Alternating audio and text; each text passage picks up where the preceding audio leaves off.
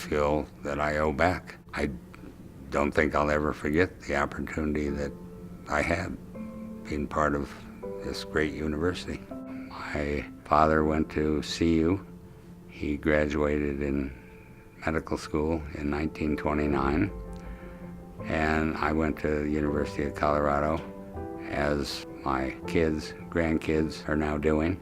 So there was never a question. I always wanted to be a doctor, and that's because my father was a physician. He died in 1955 prematurely at the age of 50 of a massive heart attack.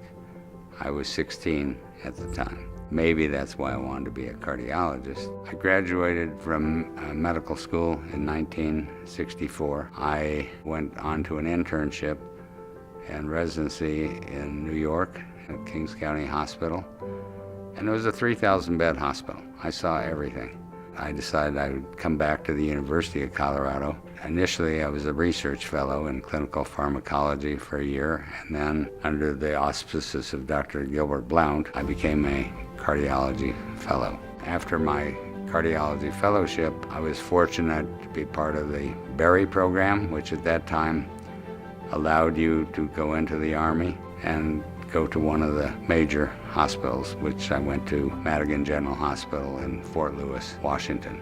When I came out of the Army, I actually was on the full-time faculty at the university, and then I started private practice in 1973. I still remained on the faculty at the VA hospital. It became clear with the growing population that there really was a need for more advanced cardiovascular care in Aurora. Between 1985 and 1987, I researched what needed to be done. Physicians put in their money, and we built a cath lab. And we called it the Colorado Heart Institute because it was an independent facility at the time. From 1987 to 2017, one room grew to 4. There were over 55,000 procedures performed. And last year, the hospital gave me an honor, naming the facility the Dennis J. Battock, MD Cardiovascular Center. I think in cardiology, I lived through really a golden age. The rewarding part was living through all the newer things in cardiology: interventions, angioplasty, stents, gene therapy, stem cell therapy, transplantation.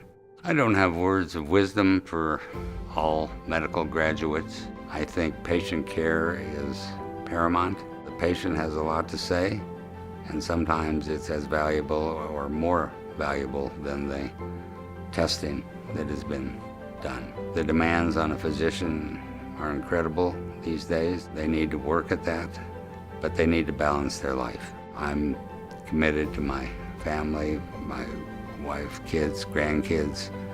I love to play golf. Not very well, but I do it. After I retired in 2011, I became a member of the Medical Alumni Association. Students were amassing debt of over $200,000.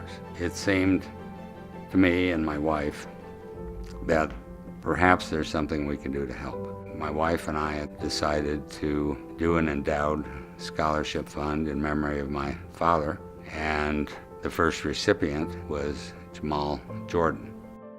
Seeing the results with Jamal and others who will follow, this is just a very fulfilling moment in our life.